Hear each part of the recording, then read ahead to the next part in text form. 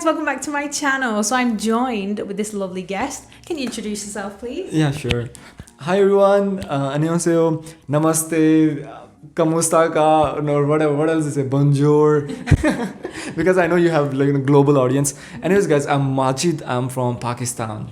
Majid has been living here for many years in Korea, and we're just going to find out, as you can tell from the title, more about living here long term and what it's really like to live in Korea. Because I've only been here just over a year. Okay. I only know the bare minimum of living here, but you are an experienced veteran of living in Korea. Experience, but yeah. Okay, so can you tell us like how long you've been in Korea?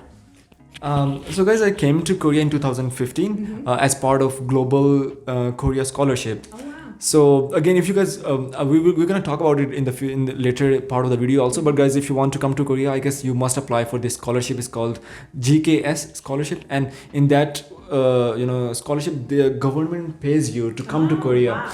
So they are paying you to come to South Korea, study for free, and every month they are paying you almost $1,000. Wow, So it's an amazing scholarship, and they have it for people from UK, USA, from Pakistan, India, all over the world.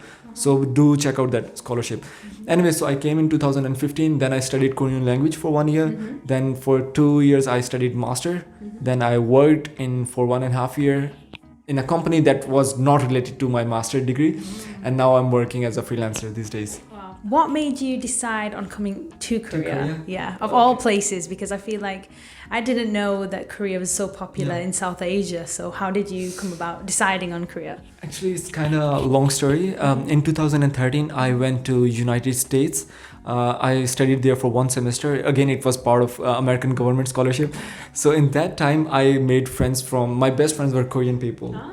I had really good time with them, and we were, cooking Korean food. I loved the culture. So when I came back to Pakistan in 2013, the Korean government at that time, Arirang, the news channel, right?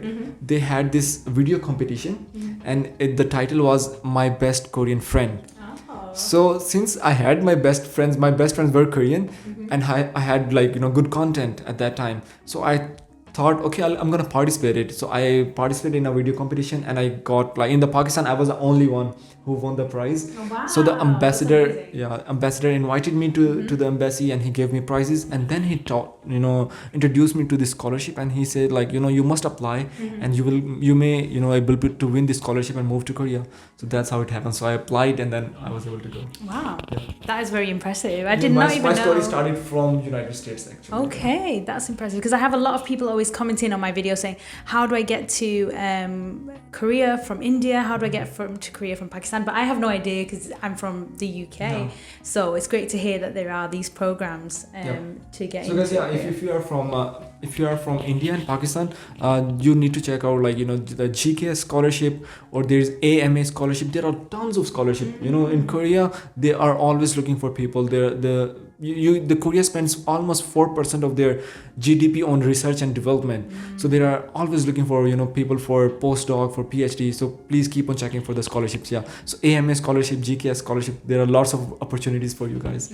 Thank you. Yeah, all what we talk about we'll put in the description box below, just in case you didn't quite catch it. You speak Korean very well, because to get this study room, I was like, I'm gonna wait for you to come, because I don't know any Korean. So you said you did study for 1 year, and then how was that? Was it weekly lessons, daily lessons? How would you say is the best way to learn Korean? Because mine is very basic, and I'm very scared of speaking new languages. So what is your advice with speaking Korean, learning Korean? Because a lot of people ask me constantly, and I feel like a fake because I don't speak that much Korean to give you advice. When I came to Korea, we had to actually learn them. Okay. So if we didn't learn it, they will send us back to Pakistan.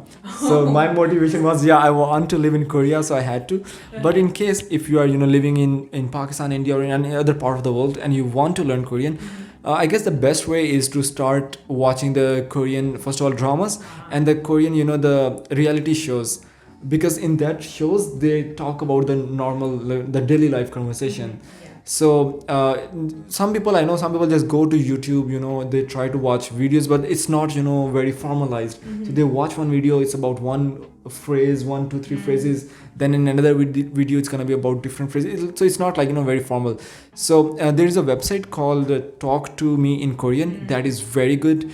try to go to that website. It has, you know, lessons from the big, for all the beginners. Go and watch their videos, and then start watching Korean dramas with subtitles, and the reality shows. That's gonna help you a lot.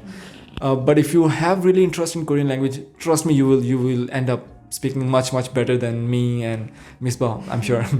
Definitely. Okay, so if people want to stay in Korea long term, from those from any country in the world, what would you advise them? So guys, I'm also like I have the visa called F2. It's like one of the very strong visa in Korea. And I can do business, I can stay here without working in a company. It's very powerful visa. And now I know, like, yeah, there are lots of benefits if you want to live in Korea. So, if you come to Korea, you know, being a foreigner, I guess it feels very special. I'm not sure about you because you're a teacher, but for other person who come here for study, we have lots of opportunities to go to different programs, to go to different, you know, events. And all of the events are most of the time free. So yeah, it's good country to move to. And I always say, like, Korea is like a jail. Like, once you come here, it's difficult to escape. You fall in love with the country so much. So yeah, please, you know, I would highly recommend you guys to come to Korea, and I'm sure you're gonna love it. Yeah, because I've had a lot of people say, who've been here, I was going to say 1 year. 1 year. Say 2, 3, 4, at least 5 years people stay sometimes. So I think it is worthy to come check it out. And if you really want to live in Korea, find the path that works for you. So like, you know, the scholarship or EPIC program, and even just try it for a year. And if it's not for you, fair enough. But most people stay minimum 2 years, right? So with the F2 visa, what does that entail? Do you have to know Korean fluently? Is there a test? There's the topic test I've heard about. So is that included in that? What is that about? Yeah, okay, so just in the continuation of the last question, so if you want to come to Korea for long term, so people in Pakistan or Bangladesh or Nepal, they want to come to Korea and work in factories, they can apply for E9 visa. And again, the visa is free, so you don't have to pay anything. So this is a program by the Korean government. But if you come here on a student visa and then you want to live here for long term, the F2 visa is the best one. So in order to get F2 visa, you have to have like Korean language skills, at least level 3 in topic. Apart from that, you have to have a job. Once you apply, you need to have a job in South Korea. So if you have a job, full-time job, then you can apply. And then there is a program called Korean Integration Immigration Program, Sahwe Thonga program. You need to pass that program also. So of course, like I was saying, the visa is very powerful. That's why they have lots of, you know, steps. You have to complete all the steps. So KIIP program topic, you have to find a job. You should be working in a Korean company, and you must be graduate from a Korean university. So it's like a long, you know, points system. I can't explain everything here right now because there are so many points. So you can go and check out the video on my channel also, how to get a F2 visa without nationality. So you can go and check out the video. But yeah, there are lots of steps, and it's not difficult unless if you have graduated from Korean university and if you know Korean language, it's quite easy to get a visa. Yeah. Okay. Thank you very much for that. What you said previously as well, I think if you come as a student, it's even more fun. I think when you're a teacher, I think we have few more restrictions, and we don't have as many, like we don't get given like free like offers and, you know, like these programs to try out and experience Korean culture. We don't get a lot of that. So I feel like sometimes my friends who are students here, I see them do so many experiences. I'm like, wow.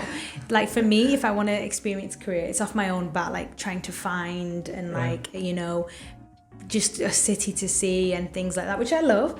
But it would be great to have these programs that are already organized or, you know, really show Korea in a different way. So that's another way. And also, like, this is one thing I'd like to add. Like, if you come to Korea, even if you didn't get the scholarship, the Korean government scholarship, still it's the tuition fee is not as expensive as compared to UK. In Korea, it's quite cheaper, and it's easy to get a part-time job. And if you do, it's really easy to, you know, fund your own the tuition fee. So like, you know, Misbah was saying, coming to Korea on student visa is the best option right now, I guess. And then you can change your visa, change to F2, change to F5, and like, so coming to Korea on student visa, study visa is the best. Okay, that's all my questions for today. So thank you very much for joining us, because I think I've had so many DMs and so many comments about these things, but I feel like I can't answer these questions. I don't have the experience, so I really appreciate you collaborating with me and answering these questions for the people. So I hope you enjoyed this video, guys. I will put down Majid's contact details and everything down below if you want to go check his channel out. It's fantastic for learning about Korea, and if you want to see what it's like as a foreigner in Korea. Subscribe, follow, like, share. Everything. Everything. Yeah, everything. And we have done a video together, and it will be in the description box below on Majid's channel. Yeah. So check that out. Thank you guys again for tuning in. Yeah, thank you so much. Thank you. Bye.